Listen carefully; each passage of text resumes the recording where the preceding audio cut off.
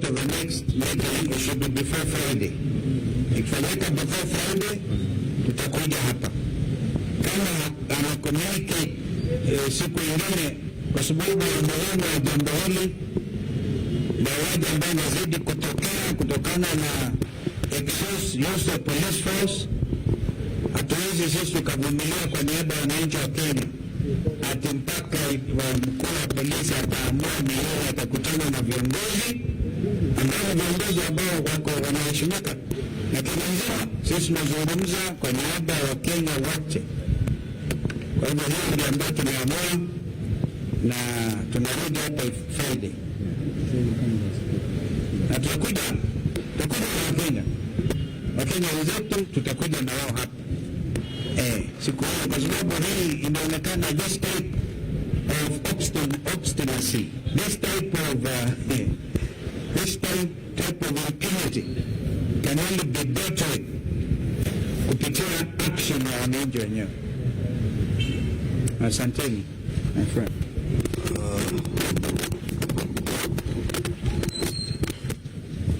Ndugu Kalonzo Musyoka anaongea Kiswahili sanifu sana. Niruhusu niongea kwa Kimombo sababu the matter we are following up is a matter of human rights abuse, violation of civil liberties by the Kenya police, and as you know, matters of human rights are really international matters, so we would like this to be picked not just from the local point, but also from the international level. We were here on 30th of last month, and we were 7 party leaders representing other party leaders in the one-term movement. We engaged the IG with the 2 DIGs and the entire leadership of our police on grave matters of violation of civil liberties, where the police are getting into with guns. And what we have in place is a new phenomenon that's threatening our democracy and our national security, that instead of having a government that's accountable to the people, that respects human rights, we have a government where guns and government officers work hand in hand. There are instances where there are clear violation of human rights, particularly targeting His Excellency Rigathi Gachagua, the second Deputy President, and we have over 22 different incidences where the police and guns had attacked him and attacked all of us who were with him in various locations across the country.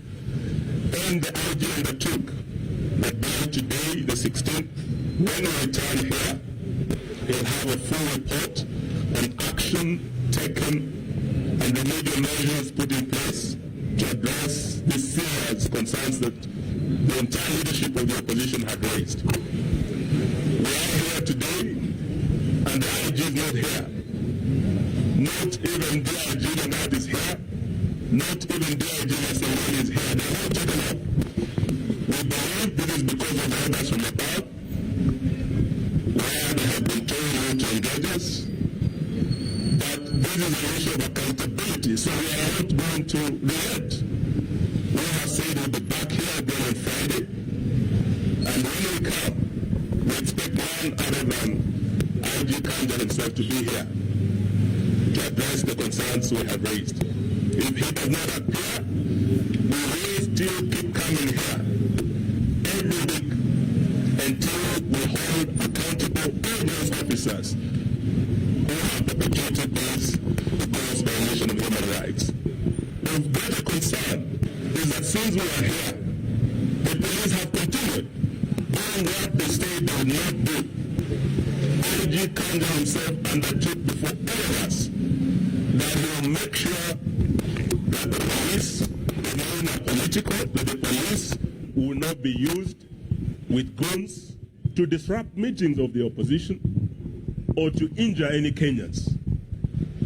We know that soon after we left, the second Deputy President, who is also the DCP party leader, went to Nyandarua. And as he was crossing into Naivasha to hold a rally at a place called Kinamba, again the police were used to erect roadblocks to block him from crossing from Nyandarua County into Nakuru County under the orders of you know who. Yesterday,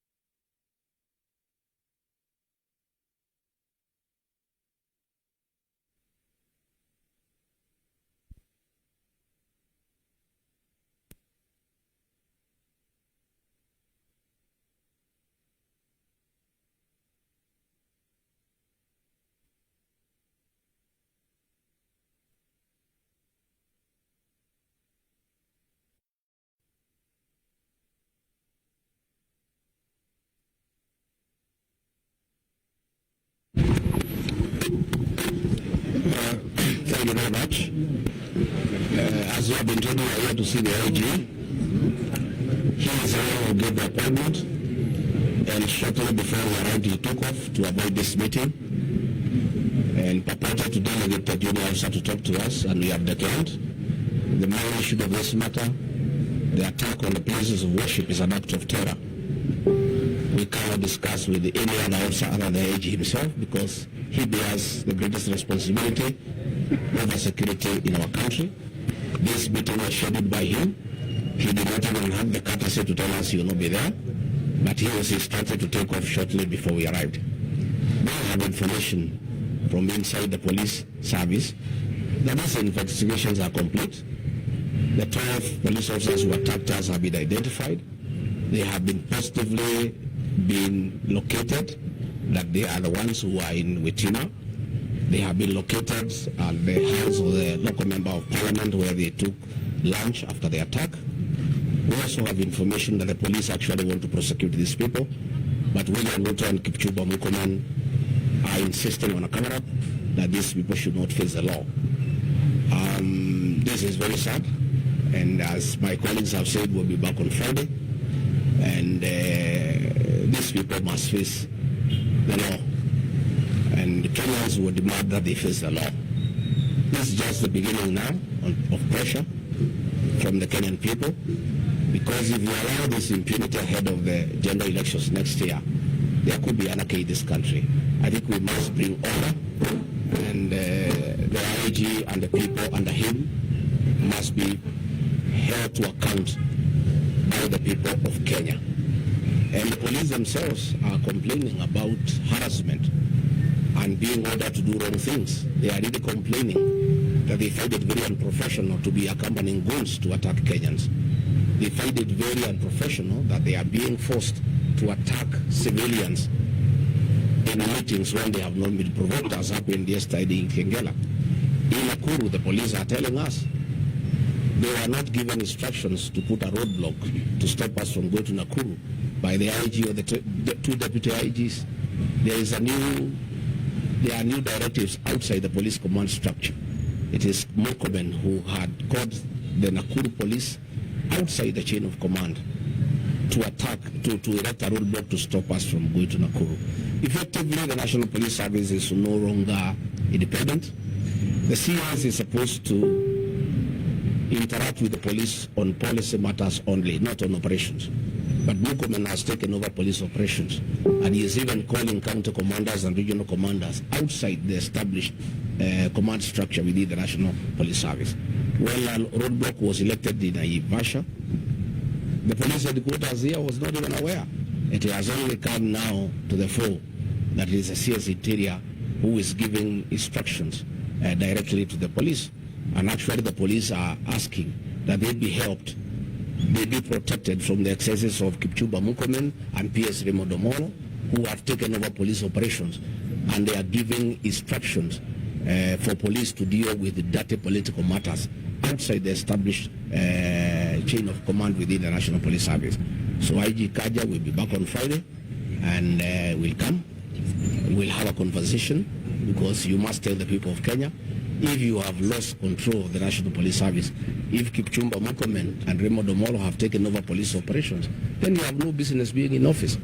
Kipchumba had better come here in Jogoo House and sit here, and Raymond can sit at the Vigilance House and run the police service from there. But otherwise, what is happening is unfortunate, but in the fullness of time, I think these matters will be addressed. The people of Kenya cannot be intimidated. The people of Kenya have a right, constitutional right, to assemble, to associate, to choose whatever political formation they want, and it cannot be the police who are charged with the responsibility of maintaining law and order are the ones that are breaking the law. It cannot be that police who are supposed to protect Kenyans from being injured by anybody are the ones who are injuring the people of Kenya. It cannot be that guns and ammunition meant to protect the people, bought by the taxpayers' money, the same guns and ammunition are being used against the people of Kenya, who are unarmed, who are civilians, and in very unprovoked circumstances. So thank you very much, Asanteni sana. Perhaps I could add, let me add one thing. You recall that a letter was issued on behalf of all of us in the United Alternative Government by our sister Martha Karua, on our behalf. And it does, basically, if you look at the wording of that letter, it makes reference to the fact that we shall escalate this matter beyond our borders, because as Mheshimiwa Eugene has said, these are matters to do with human rights, and human rights are universal. The International Criminal Court is still in place, and the persons bearing the highest responsibility are the people who are addressed in that letter. So we are not joking. It's not a matter that William Ruto can sit pretty and pretend to brush or sweep under the table. It cannot go away. There's no way that the killings will continue in this country. Since the Gen Z revolution, that is the basic issue. We're combining all of that from 2023, 2024, and what is happening, including what happened yesterday in Kitengela. We're escalating it. Thank you. One question. Yeah, what question? My name is Sergio Nale from Student TV. This is in regards to the United Opposition agenda, in regards to related issues for keeping the flag bearer. No. That one allows not to deal with that now. Deal with it. Tafadhali. This is a critical matter.